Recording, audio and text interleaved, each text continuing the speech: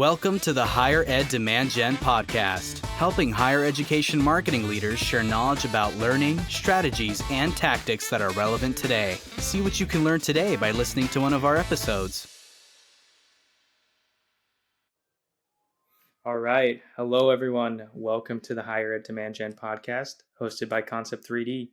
If you like our content, please follow and subscribe to us.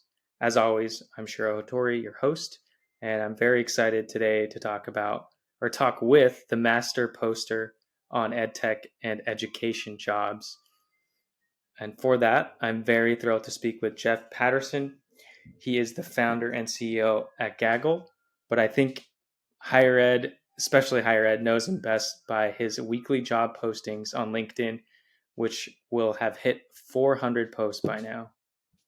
Welcome to the show, Jeff. Hey, thanks, Shiro. Thanks for inviting me onto your podcast. Awesome. And I asked all my guests this, Jeff. Tell us what you love about education tech. So first of all, we're all united by a sense of mission and purpose, right? That's serving the students, right? Whether that's their education, their mental health and well-being, whatever it is, we're all mission driven. This is not the job we're going to make the most money. We kind of all know that. But I like being combined with a mission, and then people stay in the education space for their entire career. So the friends that you make, the relationships you build, they're meaningful and they last. And I've seen that. I've had 30-year friendships. What other industry do you have that with? I like that example a lot. I think if you go to any conferences in higher ed and education, you'll see that immediately that like it's during the hours between sessions, it's like you get to see old friends, right? And so that camaraderie is like something I don't see. Like let's say if you went to just a technology conference, right? It's a totally different feel and vibe. Sure, it helps to have a durable liver because the after hours in education is very important. That's great as well, Jeff. I like that. Awesome. But I will say just one thing. I did recently run a higher ed marketing salary report. And although, like you said, it's probably not where you're going to make the most money, like let's say if you're a founder, but we did find that it's actually pretty competitive to work in higher ed at certain points of your career path. So I was actually delighted to see and discover that. Anyways, moving on, I'll throw things back at you, Jeff. Tell us a little bit more about your background and Gaggle. So I was just born an entrepreneur. I'm unemployable, right? No one would really hire me and keep me on. And so I've had to start businesses, and I've been doing that my whole life. Started Gaggle about 25 years ago. I was a young, naive kid, tried to raise venture capital. No one would trust me. So I just started building the company anyway. Today, we're about 160 employees. What Gaggle does is we're an early warning system to detect students in crisis. So we're identifying kids being bullied, kids that are planning self-harm, fighting, lots of depression and anxiety, lots and lots of suicide ideation, and many, many other disturbing things. That's amazing. At what point did you know that things were really taking off? I'm sure there's a lot of bumps along the road. I'm still waiting, Shiro. I'm still waiting, right? No. I think it was probably about 4 years in when I was able to finally pay myself a small salary, when we found a revenue source, right? We found not just giving away the product, but basically found what we could charge for. And of course, we've had to pivot along the way, but it was probably about 4 years in when I'm like, oh, this is really a viable business. That's great to hear. And just can you tell us a little bit about maybe some stories, like your best stories of how you've been able to help your customer base, I guess. I don't know what you call it, your user base. Yeah, so my stories are not pleasant stories, but they end as well as they can. And here's a very good example. So one morning, a high school girl in Wisconsin logged into a school-provided email account, and she sent an email to her friend that said, if you get this message, this is goodbye. It said, you should go on living. I just can't. I'll look down on you from heaven, and I'll strike down all your bad boyfriends. So what we do is we sit behind the school's technology, their email, their Google Docs, what have you, LMS. Our Our technology brings that in and highlights things that are concerning, and then we have a human safety team reviewing that 24 hours a day. Our safety person saw this, and they immediately called the school. Because it was the morning, the school called home. They didn't know where the girl was, but they also sent someone out into the building. And when that person went into the girl's bathroom, they found her hanging in the bathroom. They saved her. We're told had it been just 2 minutes later, she would have died. We made over 22,000 emergency phone calls last year. About 1,100 of them are just like that. We call them a lives saved. That's what we do.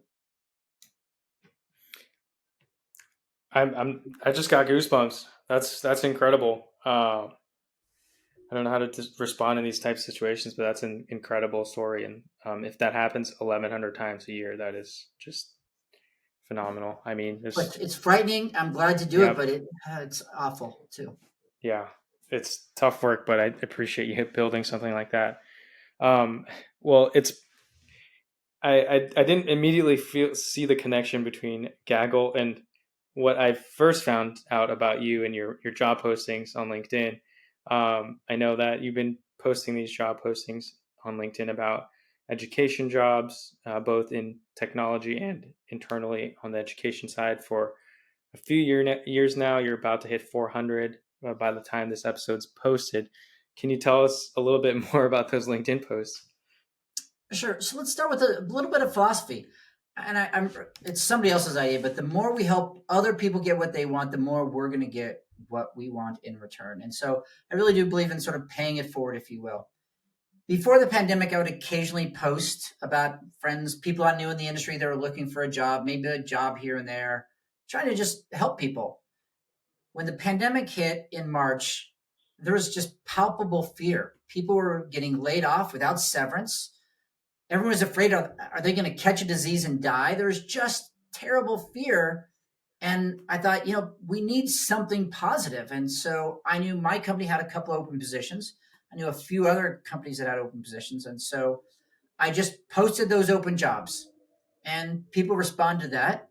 And then about 2 weeks later, I had some more jobs. So I posted again. And now, Cheryl, I just can't get off the train, right? Even if I wanted to, it's like people are really looking forward to them, expecting them. I know what kind of a difference it's making in people's lives. I know I've helped companies find great employees. I've helped people find jobs they didn't know about. And for sometimes, even if you don't find a job, it's good to see what's out there and have that hope and not feel alone. Yes, absolutely. I know recently a few of my LinkedIn connections had actually been laid off. And so I pointed them over to your post, and half of them already actually knew about it. And they're like, that's so funny you mentioned this, because just literally an hour ago, I was looking at this post. So I think you've created an incredible, valuable asset for the community. I appreciate you keeping it going. Have there been like any cool stories from all the posts that you've made over the last 4 years? All right. So here's one funny story was my teenage daughter said to me, well, Dad, until you have 100,000 connections, your followers, you're nobody. And so I said, all right, game on, girl. And so I did get to over 100,000.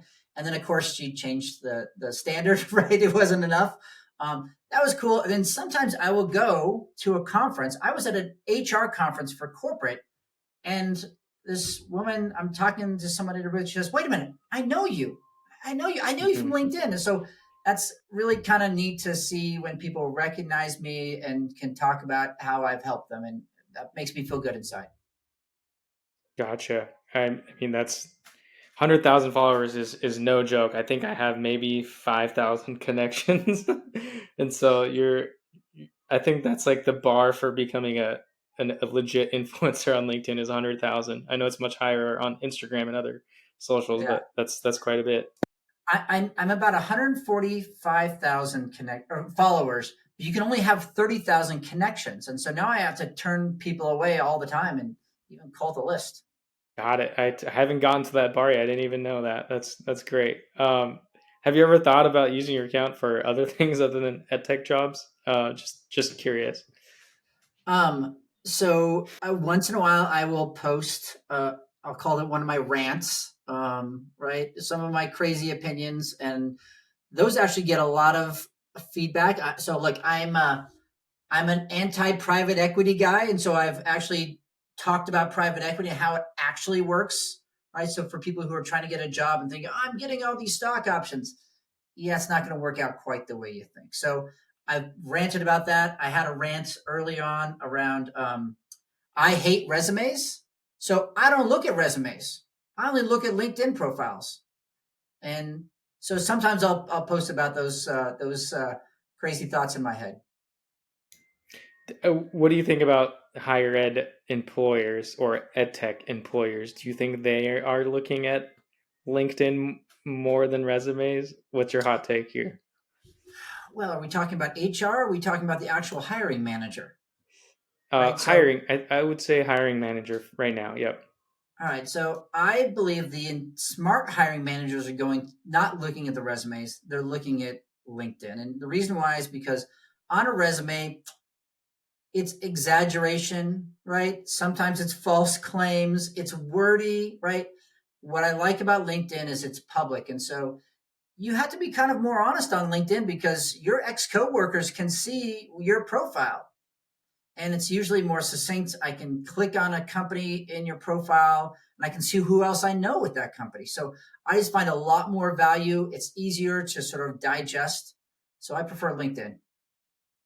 Gotcha. Yep. And I'd imagine like at larger companies, I've only worked at small ones, so but at larger companies, maybe some of that vetting is done at the HR level first before they bring in like let's say like 100 resumes, and then they'll maybe pick five resumes, and then it'll be forwarded to the hiring managers, right? And so it's probably good to build out both. Oh, wait, look, you have to have a resume, right? You should make sure it's just passes the applicant tracking system, right? And you should all know what the ATS is. It's designed to eliminate you from the candidate pool. And Hmm. part of there's a book I should tell you about. It's called The 2 Hour Job Search. I highly recommend this book. In this 2 hour, that the author writes in this, so it's become so easy to apply for a job, it's become impossible to hire for a job. If we post a job, we'll get hundreds and hundreds of resumes. Most are from unqualified people. And so that is not the way to get a job in most cases. Yeah, I like this topic because I mentioned the higher ed marketing salary survey we recently published. So, like talking about career paths and salaries in higher ed is very top of mind for me. Let's say someone sees your post, right, and says they look through your post. You have them nicely broken down by job type, right? Developer, marketing. Let's say like I find a job that I like. Instead of just going to the post and just maybe doing a LinkedIn quick apply, what are some things that I should be doing to help secure that? Just going off your comment that it's gotten a lot harder to hire now and easier to apply.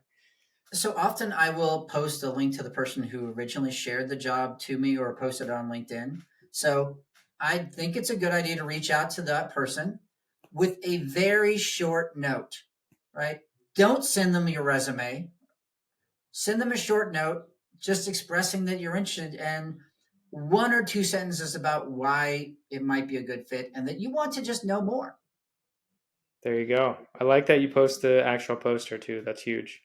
In the topic of talking about the job market, I know these are kind of some rough times, right? It's a roller coaster ride right now in the economy, in higher ed specifically, with different changes in the new presidential campaigns. And so, what do you think is like the current state of higher ed institutional work versus higher ed job market? I know we talked a little bit about like stability of either one. Do you think one leans towards the other? So, look, in general, I think higher ed, the institutions are more stable. Right now, we're coming in a period where they're probably going to be budget challenged and they may have to cut staff. Hopefully, mostly it's done through attrition, right? But I'm expecting some hard times over the next 2 years. And that was Definitely. regardless, that wasn't dependent upon what's going on at the federal level. It was just, I think, part of the demographics and budget cycles. Knowing that, some people are tempted, like, let me go work at a company in marketing or in one of the other many roles.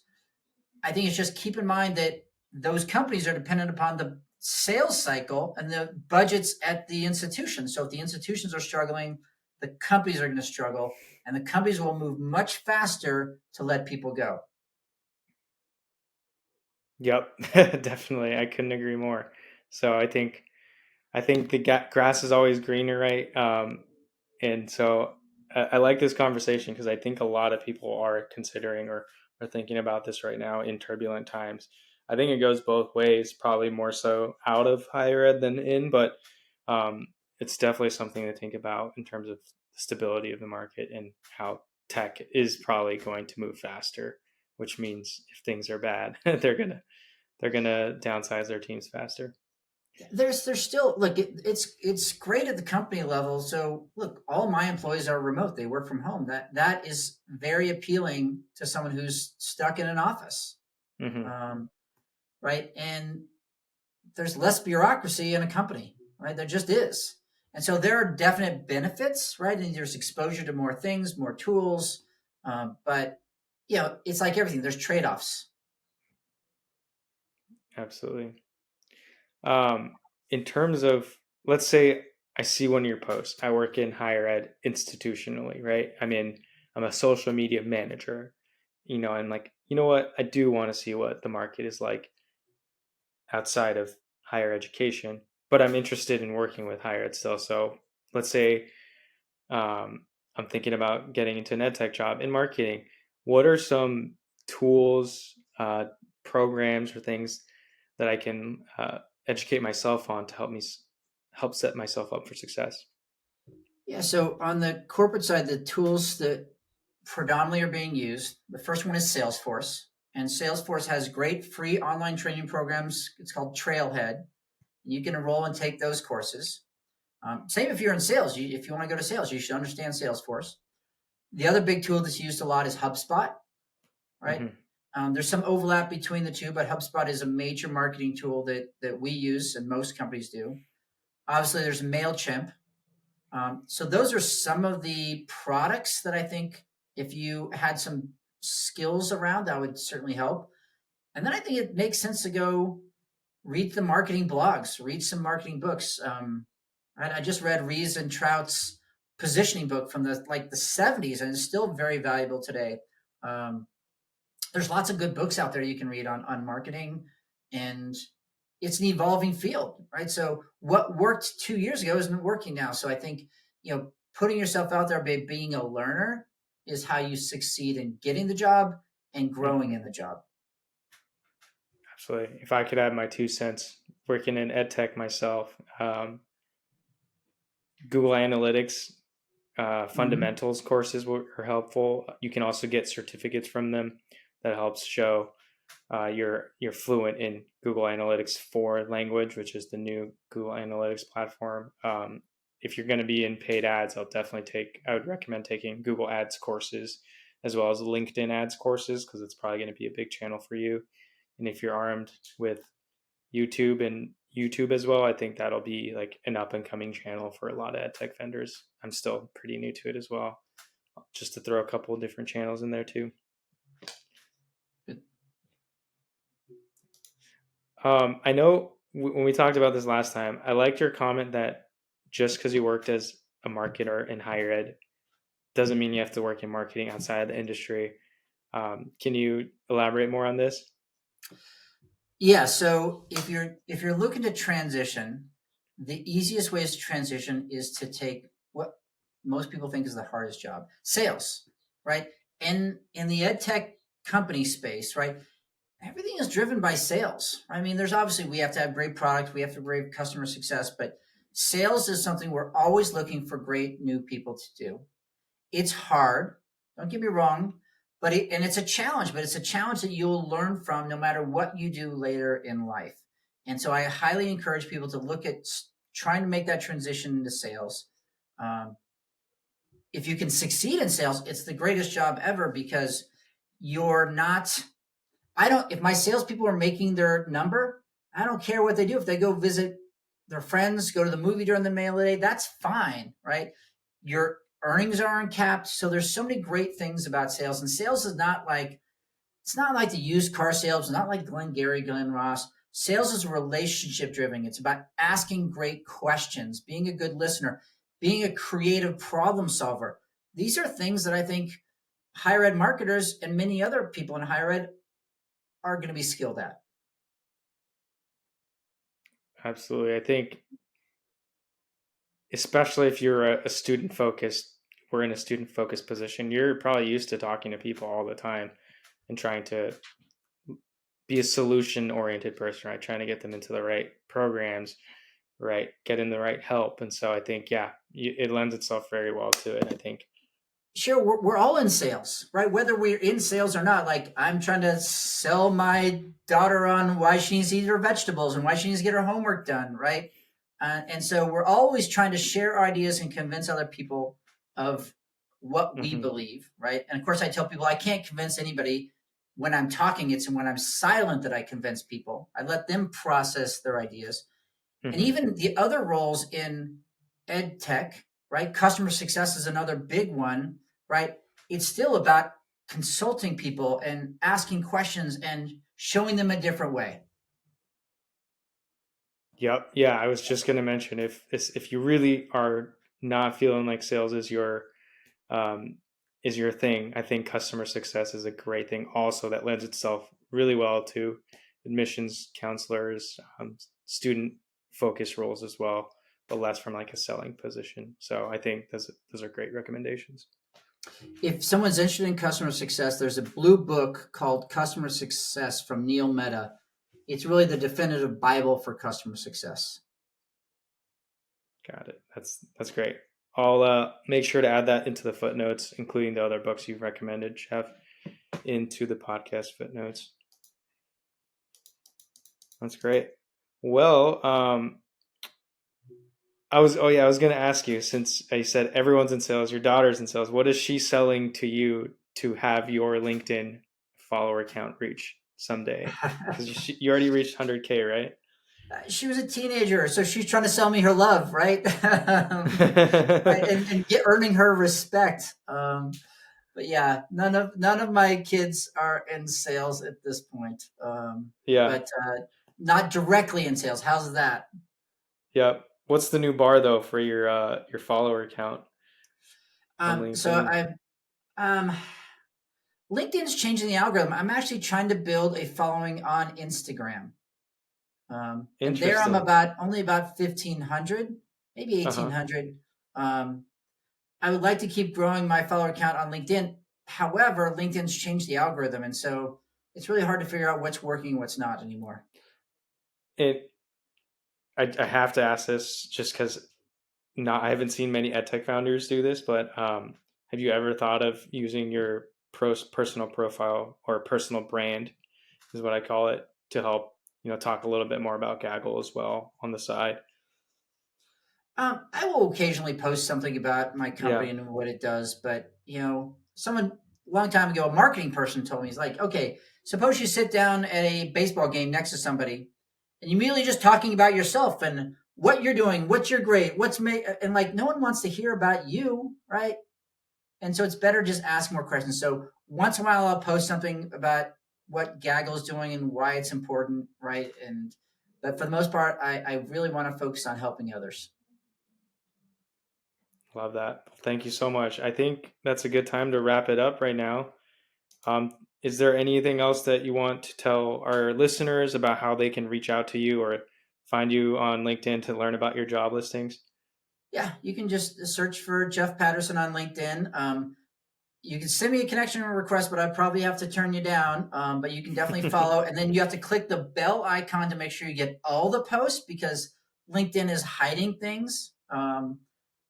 Sure, you didn't ask me about my crazy AI pictures, but I guess that's for another day. Oh, I'm so sorry. Yes, let's talk about that. I didn't know how to describe it through just audio, but when Jeff posts each one of his weekly job postings, he actually adds a very interesting AI image. I think the most recent one is him on a MotoGP motorcycle. I think the one that I remember most vividly is your face implemented on a centaur. So yeah, there's some funny ones out there. Yeah. So I started doing that, trying to basically find a way to get people to slow the scroll so they would actually stop and see the post and get more views. Hmm. And I'm just having fun with it, right? I mean, some of them make me look like I'm studly, and others I'm perfectly willing to look like a dork. Yeah. Do you think the centaur one is dorky or studly? What do you think? Oh, I think that one's studly. I mean, it's the Old Spice man as a centaur in a Yeah. bathroom, right? And yeah, I think it's cool. I mean, it definitely had a ton of comments just on the image, which says a lot about engagement on LinkedIn, and I'm sure it got in front of a lot of people. Yeah, the word unhinged has been used a few times. Yep, I would agree with that one. That's great.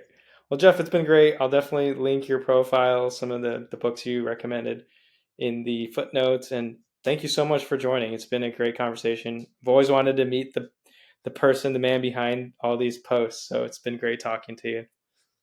Thanks for having me. Thank you.